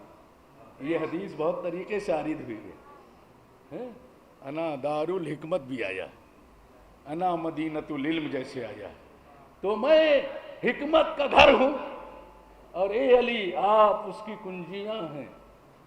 گھر کنجی سے کھلتا ہے، کسی اور چیز سے نہیں۔ سمجھ رہے ہیں؟ اگر کہیں اور سے گھر میں جاؤ گے تو کچھ اور کہلاؤ گے۔ صلوات بر محمد تو میں حکمت کا گھر ہوں اور مولا علی اس کی کنجیاں ہیں۔ قذب من زعم، سنیں گے یہ فقرہ، انہ یحبنی ویبغضک، جھوٹا ہے اے علی، وہ جھوٹا ہے جو یہ سمجھتا ہے کہ مجھ سے وہ محبت کرتا ہے اور اے علی تم سے بغض رکھتا ہے۔ وہ جھوٹا ہے، اس کی محبت جھوٹی ہے جو یہ کہے کہ میں نبی سے تو محبت رکھتا ہوں اور علی سے دشمنی رکھتا ہوں۔ اگر تم سے دشمنی رکھتا ہے تو نبی والا بھی نہیں ہے، معیار علی ہے۔ صلوات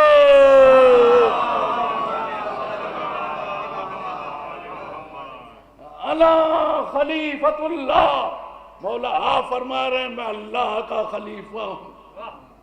تو یہ لوگ کس کے خلیفہ؟ صلوات بر محمد فرمایا انا خلیفۃ اللہ، میں اللہ کا خلیفہ ہوں، بندوں کا نہیں۔ وانا صراط اللہ، میں ہی اللہ کی صراط ہوں۔ کون سی صراط ہے؟ جس صراط کو سورہ حمد میں پڑھ لیا آپ نے، صراط الذین انعمت علیہم، وہی صراط ہے۔ انا باب اللہ، میں اللہ کا دروازہ ہوں۔ تو اب صرف ایک دروازہ نہیں ہے علی، اللہ کا بھی دروازہ ہے۔ انا مدینۃ العلم وعلی بابها، علم کے دروازے کا نام بھی علی ہے، اللہ کے دروازے کا نام بھی علی ہے، رسول کے گھر کے دروازے کا نام علی ہے۔ صلوات بر محمد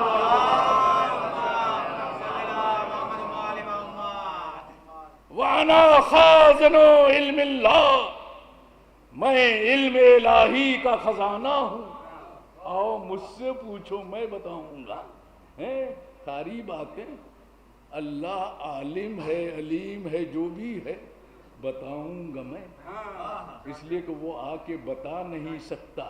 اگر آ کے بتائے گا تو سب سے بہتر شکل میں آئے گا، اور سب سے بہتر شکل انسان کی ہے، اس لیے سب سے بہتر انسان کو بنایا ہے، تو آ گیا تو ہمارے جیسا ہو جائے گا، لہذا کوئی نہ کوئی نمونہ ہونا چاہیے ہے کہ عالم وہ ہے، بتائے یہ ہے۔ تو یہ صرف جو ہے نبی کے شہر کے دروازے نہیں ہیں، اللہ کے باب بھی یہی ہیں، لہذا انہیں باب اللہ کہا جاتا ہے۔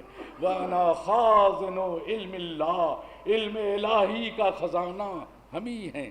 أَنَا الْمُؤْتَمِنُ عَلَى سِرِّ اللَّهِ، میں اسرار خدا کا امین ہوں، راز جو مجھے معلوم ہے اور کسی کو نہیں معلوم ہے، لہذا راز کی باتیں مجھ سے پوچھو، کسی اور سے نہیں، اس لیے کہ الف لام میم ایک راز ہے، الف لام میم را ایک راز ہے، کاف ہا یا عین صاد ایک راز ہے، صاد ایک راز ہے، کاف ایک راز ہے، حام میم عین سین قاف ایک راز ہے، نون والقلم ایک راز ہے۔ یہ راز میں بتاتا ہوں، کوئی اور نہیں بتائے گا۔ صلوات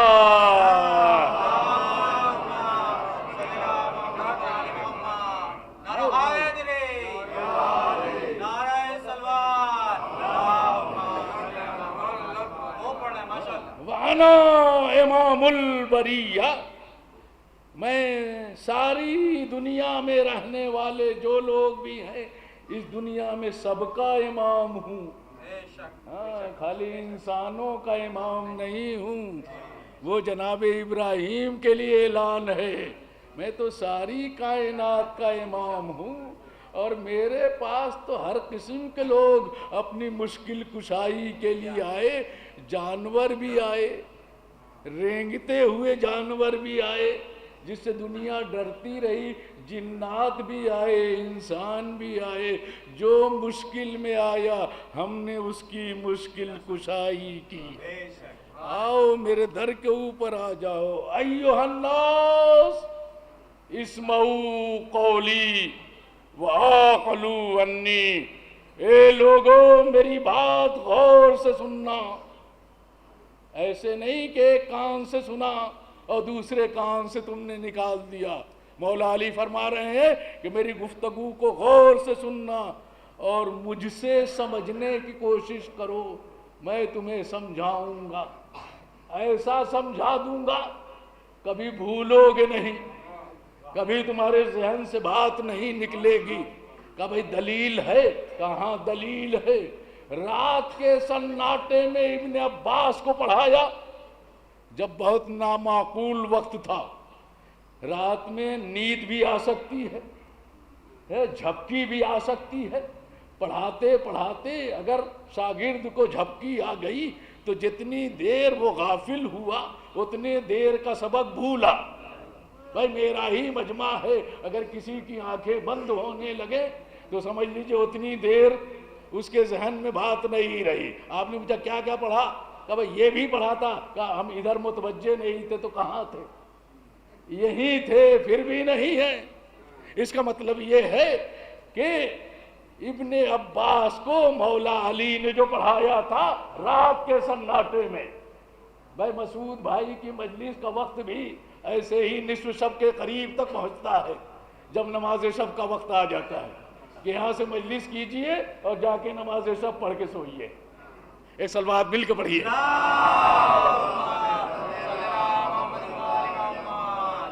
میری بات مجھ سے سنو اور غور سے سنو، اگر مجھ سے غور سے سنو گے تو کبھی بھولو گے نہیں اور ذہن میں بات جاگزی ہو جائے گی۔ ابن عباس ہم نے پوری رات تمہیں پڑھایا، سناؤ کتنا یاد ہے؟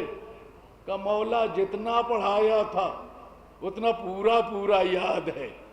آؤ ایسا استاد اگر مل جائے تو ساری بات ذہن نشین ہو جائے، کبھی بھولنے کا تصور نہیں پیدا ہو۔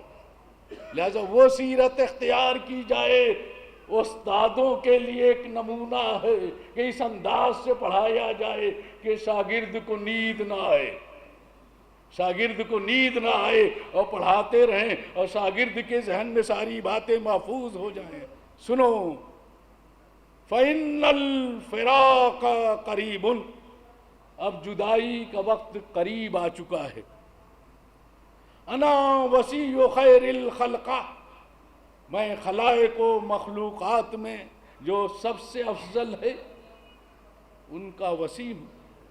انا ابو العطرۃ الطاہرہ، میں عطرت طاہرہ اور ائمہ ہادیہ کا باپ ہوں۔ انا اخو رسول اللہ و وزیرہ و صاحبہ، میں رسول خدا کا بھائی ہوں، آپ کا وزیر ہوں اور آپ کا ساتھی ہوں۔ میرے اتنے رشتے ہیں پھر بھی نہیں مان رہے؟ صلوات بر محمد وآل محمد۔ انا امیر المومنین وقائد الغر المحجلین، یہ تو سنتے رہتے ہیں آپ، میں امیر المومنین ہوں اور سفید جبینوں والوں کا قائد ہوں۔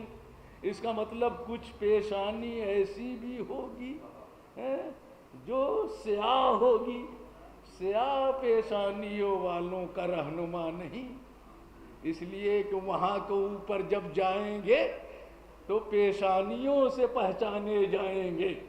علی کے چاہنے والوں کی پیشانیاں سفید ہوں گی، لہذا فیصلہ فوراً ہو جائے گا، کہیں دور جانے کی ضرورت نہیں، پیشانی چمکتی ہوگی، جنت کا راستہ ملتا چلا جائے گا۔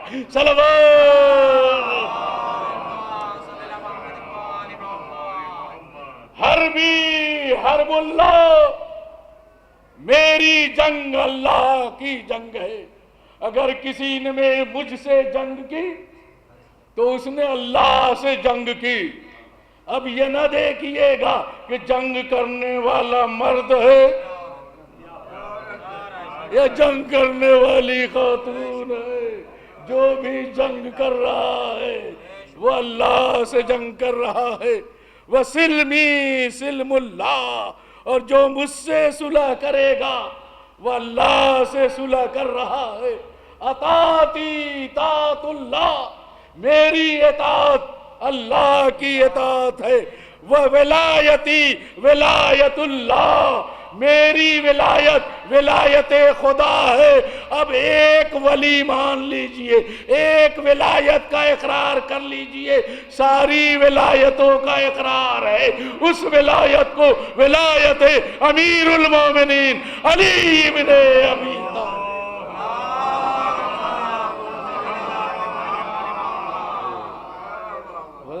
نے کیسے یہ کہہ دیا کہ ایک ولایت کا اقرار ساری ولایتوں کا اقرار ہے؟ تو حدیث تو یہی کہہ رہی ہے زینوا مجالسکم بذکر علی ابن ابی طالب لأن ذکرہ ذکری وذکری ذکر اللہ وذکر اللہ عبادہ. اپنی مجلسوں کو زینت دو ذکر علی ابن ابی طالب سے، اس لیے کہ مولا علی کا ذکر میرا ذکر ہے اور میرا ذکر خدا کا ذکر ہے، خدا کا ذکر عبادت ہے. اگر ذکر علی میں سارے اذکار ہیں تو ولایت علی میں ساری ولایتیں ہیں.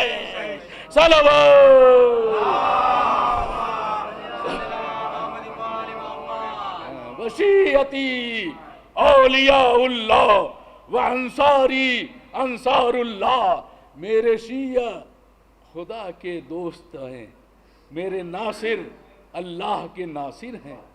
جس ذات نے مجھے پیدا کیا والذی خلقنی لقد علم المستحفظون من اصحاب محمد ان الناکسین والقاسطین والمارقین ملعونون فی علی لسان النبی الامی.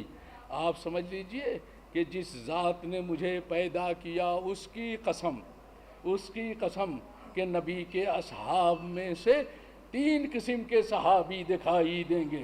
کچھ وہ ہوں گے جنہوں نے میری بیعت کی ہے اور بیعت کو توڑ دیا ہے. کچھ وہ لوگ ہیں جنہوں نے بغاوت کی ہے، بغاوت کر کے مخالفت کی ہے. کچھ وہ لوگ ہیں جنہوں نے خروج کر کے مجھ سے جنگ کی ہے. بھائی تینوں لفظیں تو آپ کے ذہن میں آ گئی. ان کو ناکسین، قاسطین، مارکین کہا جاتا ہے.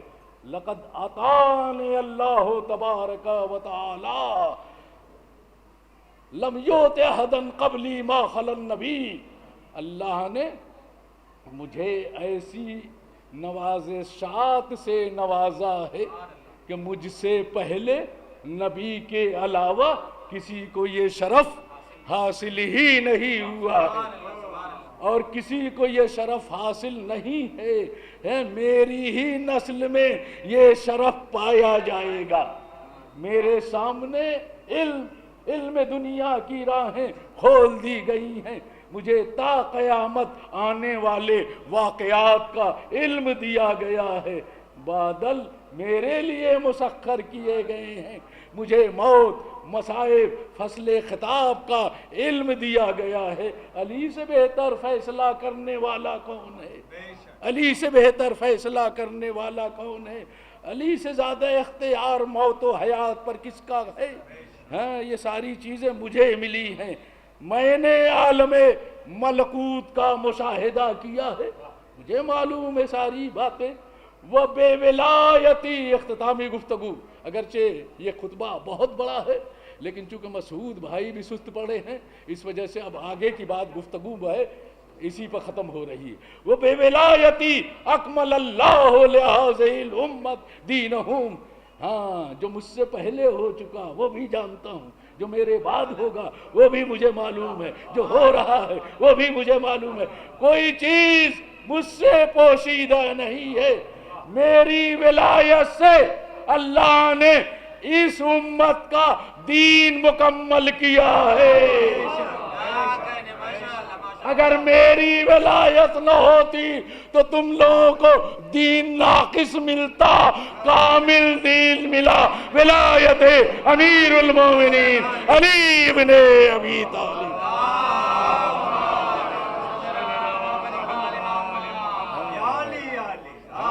میری ولایت ہے. الیوم اکملت لکم دینکم واتممت علیکم نعمتی. آج میں نے دین کامل کر دیا. پہلے ولایت علی کا اعلان ہے، پھر دین کے مکمل ہونے کا اعلان ہے. ایسا نہیں ہے کہ دین کے مکمل ہونے کا اعلان پہلے ہو، علی کی ولایت کا اعلان بعد میں ہو. تو دنیا پوچھ نہیں لیتی کہ کس وجہ سے دین مکمل ہوا. لہذا ضروری تھا کہ ولایت کا اعلان پہلے ہو. پوچھو گے تو ہم بتا دیں گے اسی ولایت کی وجہ سے دین کی تکمیل ہوئی ہے. اگر ولایت کو نہیں مانو گے تو بے دین اور بے ایمان کہے جاؤ گے. صلوات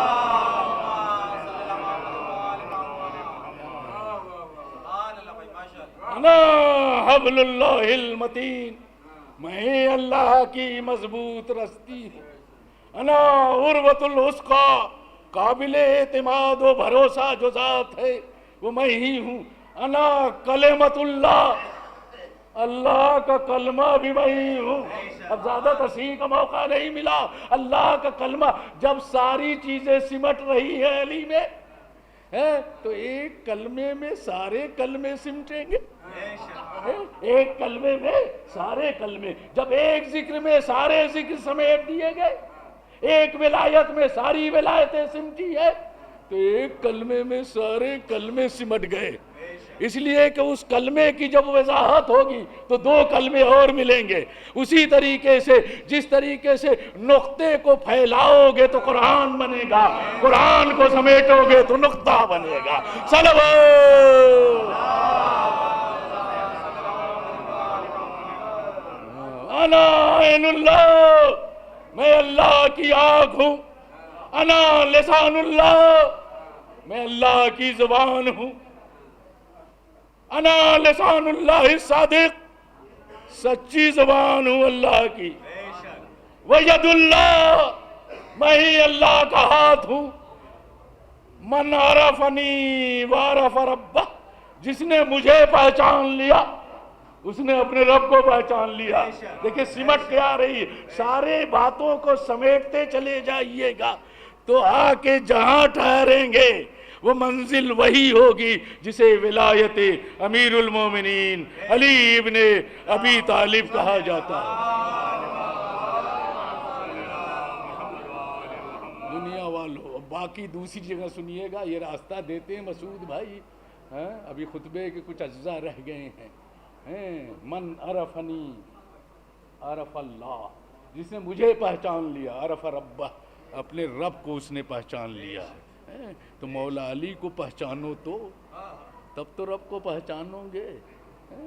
علی کو پہچان نہیں پائے، نبی کے پہچاننے کی بات کرنے لگے۔ علی کو پہچان نہ پائے، نبی کو پہچاننے کی بات کرنے لگے کہ ہمارے جیسے تو نبی کو پہچان کیسے سکتے ہو؟ پہلے تو علی کو پہچانو، جب علی کو پہچان نہیں پا رہے ہو تو نبی کو کیسے پہچانو گے؟ پھر رب کو کیسے پہچانو گے؟ اس لیے ایسے لوگ جو ہیں وہ رب کے بھی منکر ہیں، ایسے ہی لوگ جو ہیں ولایت کے بھی منکر ہیں۔ بھائی قرآن کا منکر ہے، وحی کا منکر ہے، آیات کا منکر ہے، رسول کا منکر ہے۔ نہ کوئی وحی آئی، نہ کوئی کتاب آئی، نہ کوئی نبی آیا، نہ کوئی رسول آیا۔ آج بھی دائرہ اسلام میں ہے، آج بھی دائرہ اسلام میں ہے، اور جس نے اسلام کو محفوظ کر رکھا تھا، جسے ہر منزل پر حفاظت کی، آج بھی دائرہ اسلام سے باہر شمار کر رہے ہو۔ کس منزل کو اوپر ہے دنیا؟ آؤ، جس کی وجہ سے سب کچھ بچ کے ملا اسے کربلا کہتے ہیں، اسے نسل ابو طالب کہتے ہیں۔ عزادارو آپ متوجہ ہیں، آپ متوجہ ہیں۔ ایک دوپہر میں جس کا گھر اجڑ، چاہنے والے نظروں کے سامنے شہید ہو گئے، جس نے ہر ایک کا لاشا اٹھایا اسے حسین ابن علی کہتے ہیں۔ کبھی اصحاب کے لاشیں ہیں، اون و محمد کا لاشا ہے، قاسم کا زندگی میں پامال لاشا ہے۔ خدا کسی کو یہ منظر نہ دکھائے جو حسین نے منظر دیکھا۔ 18 سال کا کڑیل جوان، بوڑھا باپ جوان کا لاشا اٹھا کے لا رہا۔ ہاں ایک لاشا دریا کے کنارے ہے، وہ کس کا لاشا ہے؟ سرکار وفا ابو الفضل العباس۔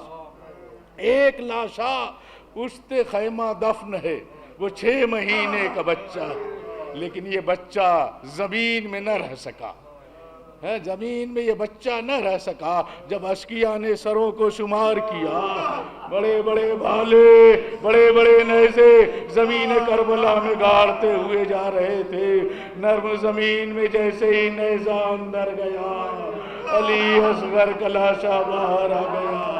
دو امانتیں ہیں رباب کی جو مظلوم کائنات ہیں. ایک 6 مہینے کا اصغر ہے, ایک 4 سال کی بچی سکینہ ہے. ہاں زادارو بہت ظلم ہوا. اس بچے کے اوپر پانی نہ ملا, تیر ملا.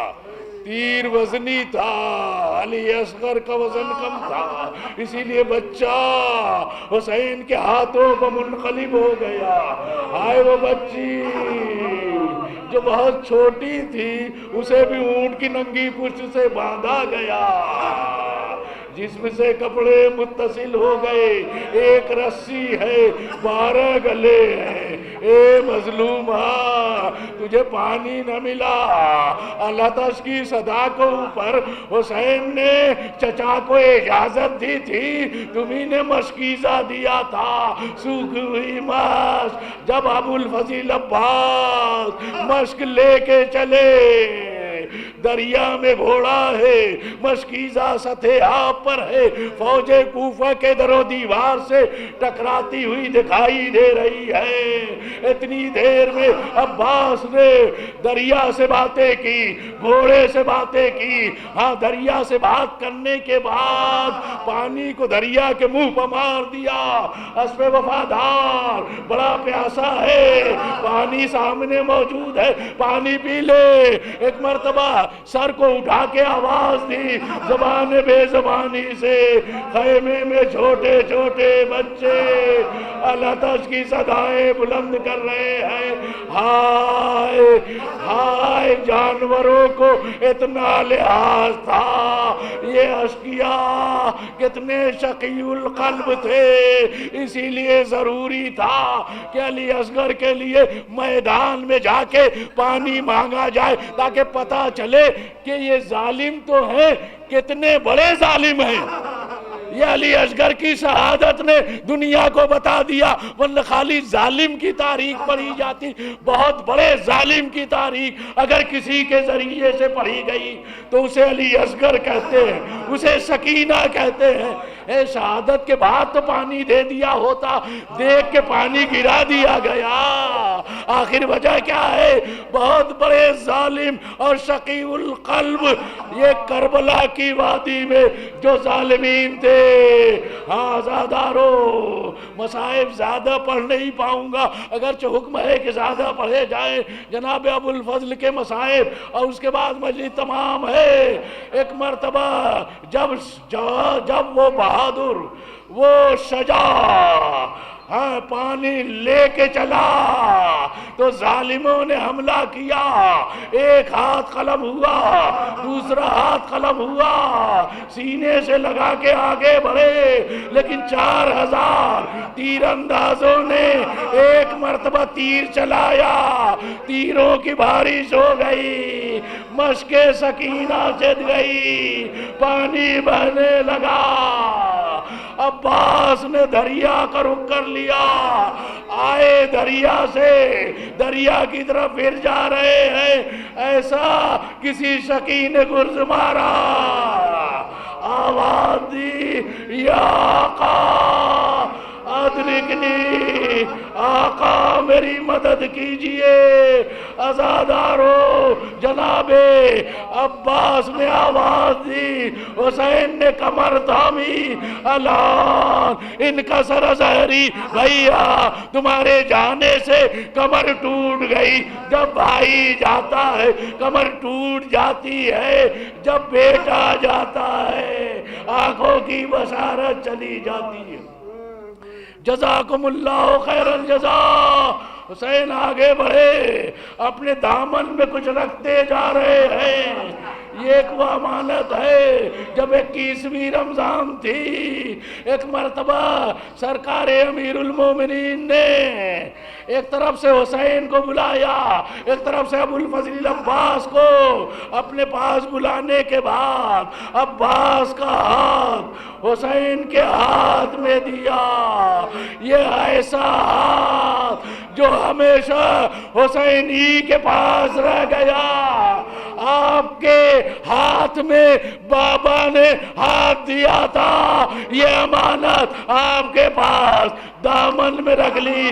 بھائی آ گیا، آقا دنیا میں آیا تھا تو آپ کے روح مبارک کی زیارت کی تھی۔ عباس اس دنیا سے جانا چاہتا ہے آپ کے روح مبارک کی زیارت کر کے، لیکن عباس بڑا مجبور ہے۔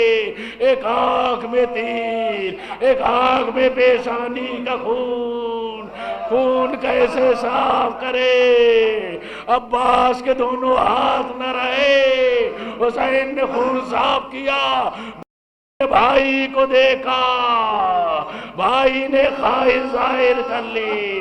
جب سے آئے ہو ہمیشہ آقا کہا، کبھی بھائی نہ کہا۔ عزیزو وصیت کے مطابق دریا پلاشا چھوڑا، علم لے کے چلے۔ بس اسی پہ گفتگو تمام۔ علم لے کے جب آئے تو آج علم سے سکینہ لپٹ کے فریاد کر رہی ہے، اے میرے چچا آ جاتے، مجھے پانی پیارا نہ تھا، تمہاری زندگی پیاری تھی۔ یہی علم جب بشیر مدینے لے کے پہنچا ہے تو اعلان یہ کرتا ہوا گیا، 28 رجب کو جو قافلہ گیا تھا وہ واپس آ گیا، حسین شہید کر دیے گئے، دروں کے دروازے کھلنے لگے، جھوک در جھوک لوگ سڑکوں پر آنے لگے۔ ایک طویل القامت خاتون، ایک بچہ ساتھ میں ہے، انگلی پکڑے ہوئے، جیسے ہی علم دیکھا، علم کے قریب وہ بچہ آ گیا۔ آب علم کے پاس آنے کے بعد بشیر نے ایک سوال کیا، ایک صاحبزادے تمہارے بابا کا نام کیا ہے، کس کے فرزند ہو؟ اس بچے نے کہا ابھی پتا چل جائے گا، پہلے یہ میرا سوال ہے، پہلے اس سوال کا جواب دو، یہ علم تمہارے پاس کہاں سے آیا؟ اس کو تو میرا بابا لے کے گیا تھا۔ علم دوسرے کے پاس دو طریقے سے آتا ہے، یا میدان میں جانے والا علم چھوڑ دے تو کسی اور کو مل جاتا ہے، یا جانے والا شہید ہو جائے تو علم کسی اور کو ملتا ہے۔ ایک مرتبہ بشیر کہتے ہیں کہ چہرے کی وجہ سے سمجھ گیا ابو الفضل عباس کا فرزند ہے۔ ہاں صاحبزادے جب تک بابا زندہ تھے علم بابا کے پاس رہا، شہادت کے بعد آ گیا اپنی دادی کے پاس۔ دادی جان کربلا میں میرے بابا شہید ہو گئے۔ ایک مرتبہ ام البنین نے اس بچے کو لیا، جنت البقیع میں آئی، 4 بیٹے جناب ام البنین کے کربلا میں شہید ہوئے، نشان قبر بنایا اور مٹا دیا، 4 نشان بناتی رہیں، نشان قبر مٹاتی رہیں، اور یہ فرماتی رہی اے بیٹو تمہارے اوپر تمہاری ماں گریہ نہیں کرے گی، میں اس حسین مظلوم پر ماتم کروں گی جس کی ماں اس دنیا میں نہیں ہے۔ واہ حسینہ واہ علیہ واہ عباسہ، اللہ لعنت اللہ علی القوم الظالمین۔